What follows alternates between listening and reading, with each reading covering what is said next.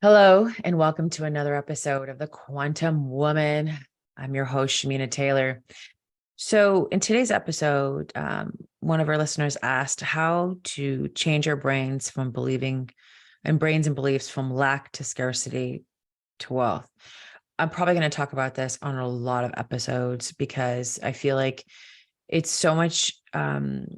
It seems like it's just so easy that we're going to be able to like, oh yeah, I'm just going to start thinking positively, or I'm going to just all of a sudden go from being, in a scarcity mindset to being an abundant thinker.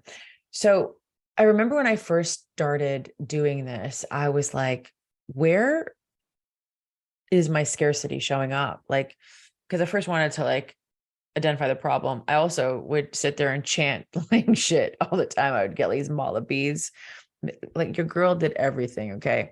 I would get these mala beads and I would do like the 108 beads and I would sit there and I would chant all these prosperity mantras. I would sit there because they say for 21 days you can do it, right? It'll change. I mean, I did everything. And I'm like, okay, I'm just going to have abundant thinking thoughts. I'm going to just money's all around me. I'm a money magnet. I love money. It's just flowing and growing and coming in and blah, blah, blah, blah, blah. Okay, all that's great. But if you inherently have this lack mindset, or if you have a scarcity mindset, that stuff is going to come in, but it's not going to stick, right? It's going to be a band-aid kind of like, instead of going to a deeper thing. I mean, I used to get prosperity candles. One time I looked like I was having a seance or something because I'd have like abundance candles. I'd have all these candles. I'd have like, I would douse myself with all these money oils. I still kind of do that sometimes. So I still have abundance candles, but I don't have like them burning every minute of the day. I would literally have like a bunch of candles. Like it was probably a fire hazard what I was doing. Um, but I was trying to figure it out, right? So this is why you're listening to this, so you don't have to go, have to have an extinguisher on hand and spend all that money on candles. So I think the first part is to identify: are you an abundant thinker, or are you in scarcity? So scarcity mindset, in my opinion, it's a deeper story, but like let's just start with the basics. Scarcity is like someone who feels like if somebody else is winning, you can't too.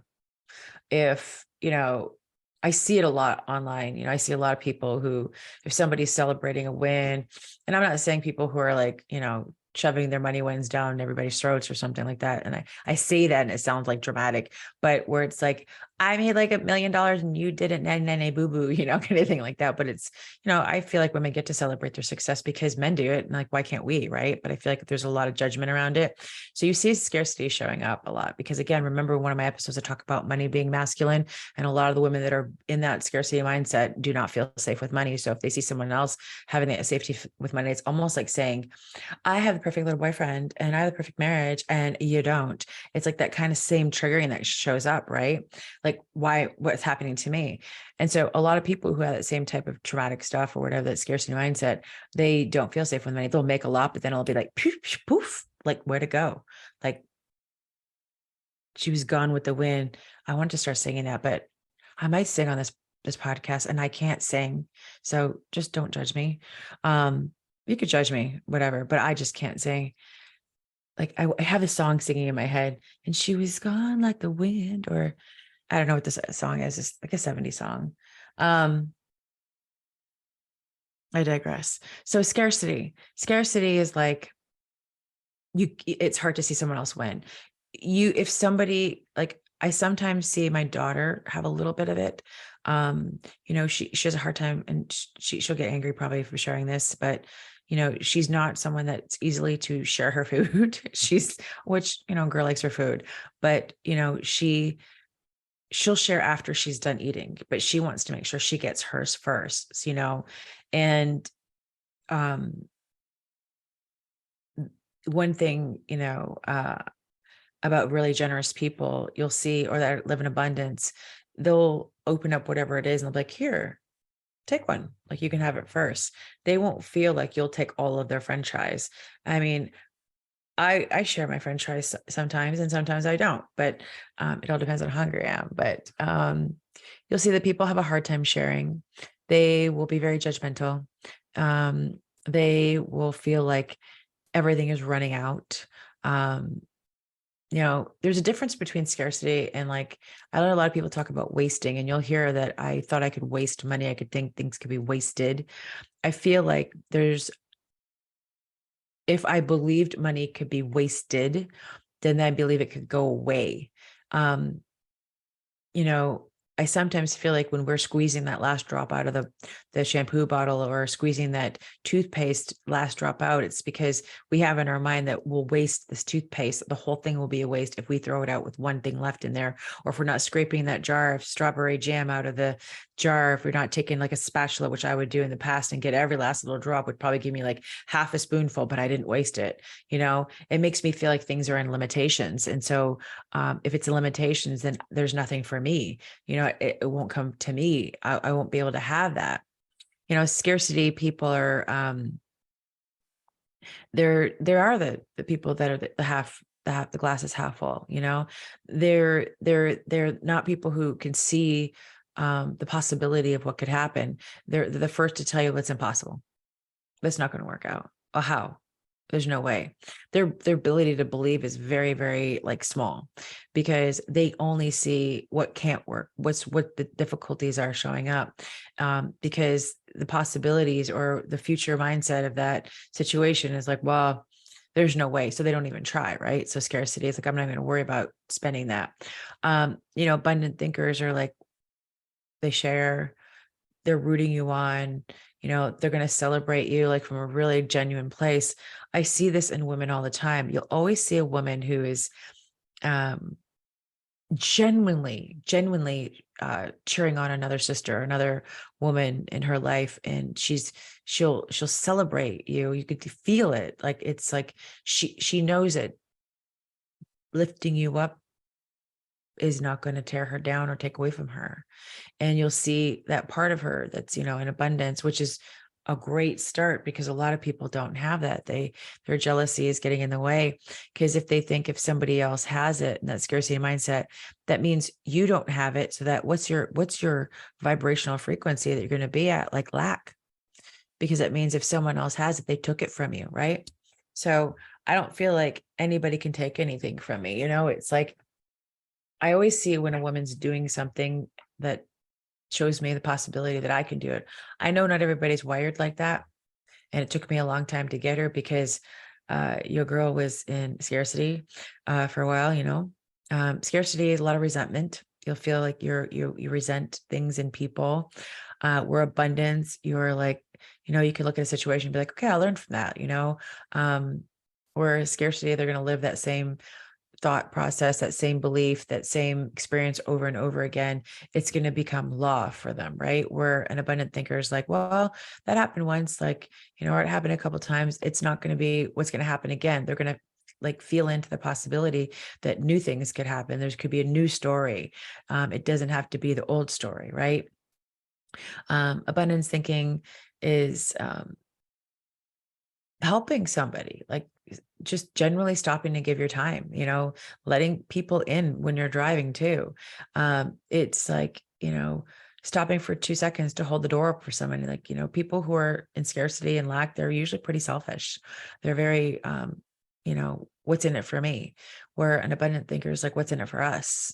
How can I help you? And, me too, right? Or something, or how can I just help you? What I would do if you're looking to shift into more of abundance thinking, scarcity people, they complain a lot, they blame a lot. It's always someone else's fault why they don't have what they want. They don't take responsibility for things in their lives. Um, they're not in a place of power. Usually abundant people, they're like, okay, this happened. Like I said, there's a mistake or something that didn't go as planned. Okay, I'm going to learn from it. Abundance people know there's an overflow. There's more where that came from, and if something should have depleted, well, it'll get replenished. Um, it'll be okay. We'll figure it out. It's not the end of the world. Uh, You'll hear it in the way people talk. You'll hear it. You'll see it in their behaviors and how they treat people.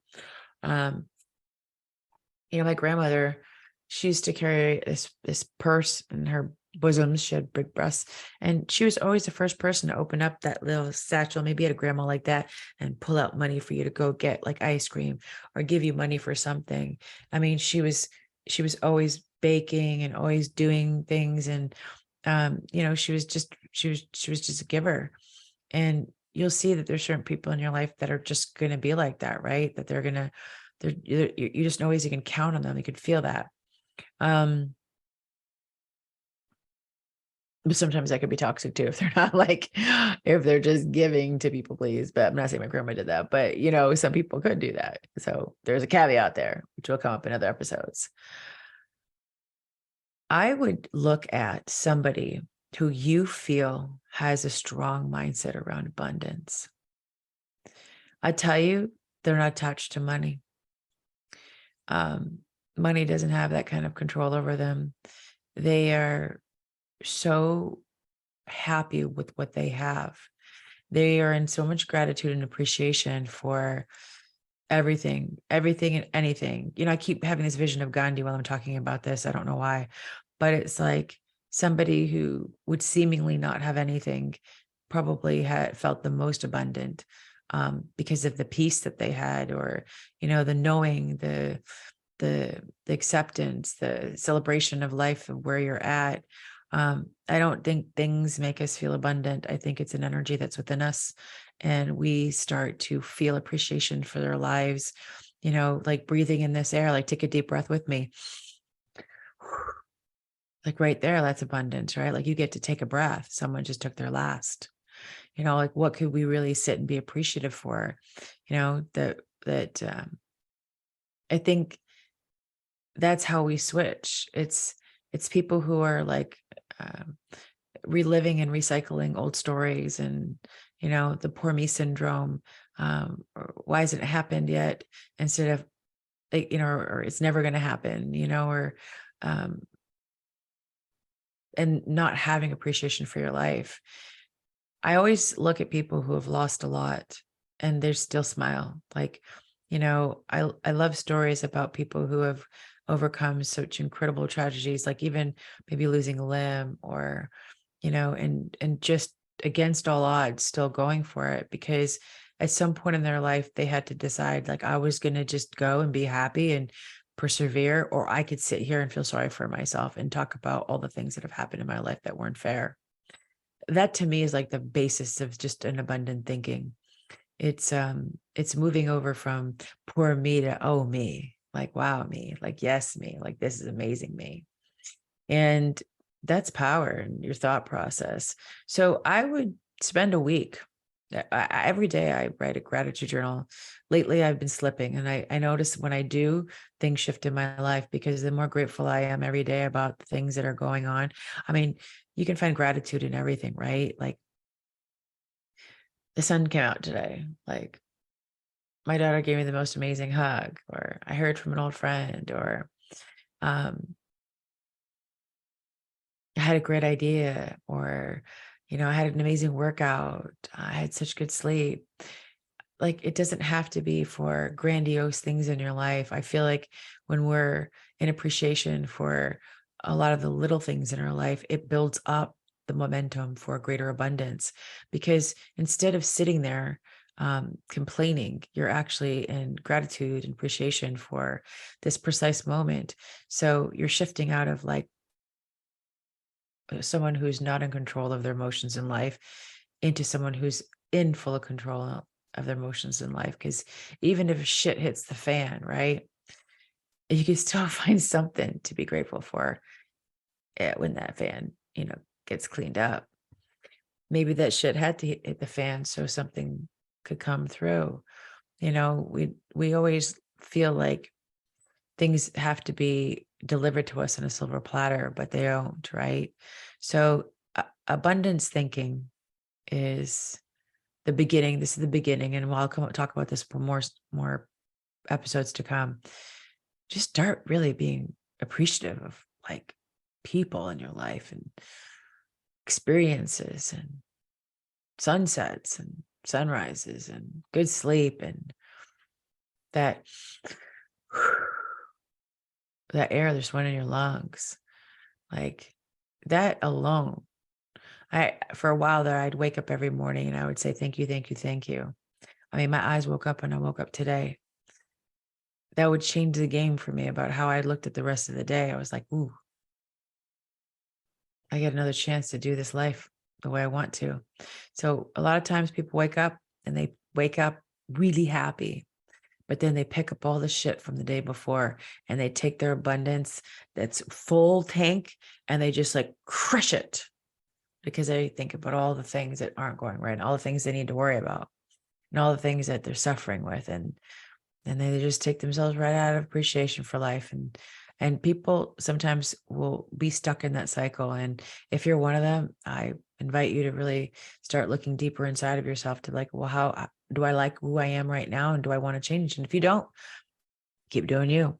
But if you want to go into more abundance thinking, it starts with these basic things of how you operate on a daily basis. If you enjoyed this podcast episode, if you want to talk more and have a greater conversation about this and you want to ask more questions or you feel like you want to find out more, send me a message. Maybe you want to leave me a review. If it felt like it called to you or you want to share this with somebody else, I'd love for you to do that. I feel like, when we're in scarcity, we're in suffering and we don't need to do that. We don't need to be in suffering. We need to be in a place of free flowing abundance, love, enjoyment. We came here to have those beautiful experiences too. But a lot of times when you're in scarcity, it's your default mode and it's not a place of thriving, it's surviving. Again, if you enjoyed this, share it with somebody, leave me a review, and stay tuned for the next episode. I hope that you're enjoying this series. And if you are, I'd love to hear from you. You can go to my website and download my wealth meditation. It is amazing. It is going to help you just start feeling into more wealth. You don't need to meditate, just go listen to it. But if you do meditate, you'll enjoy it. And my book is coming out, Unlocking the Quantum Woman. I can't wait for you to get a copy of that in your hands. And if you want to work with me further, I've got so many different programs. It's on my website. I've got a year-long membership called the Conscious Collective Year Membership. And it's for people who want to come join into a community where we are going to do a teaching. We're going to do a meditation. There's going to be a Q&A. We get to get down and dirty. And maybe you want higher level support and my masterminds are there or other support. I'm here for you. And or just keep tuning in. All right. I'll talk to you soon. Stay tuned for the next episode. Have a great one. Bye for now.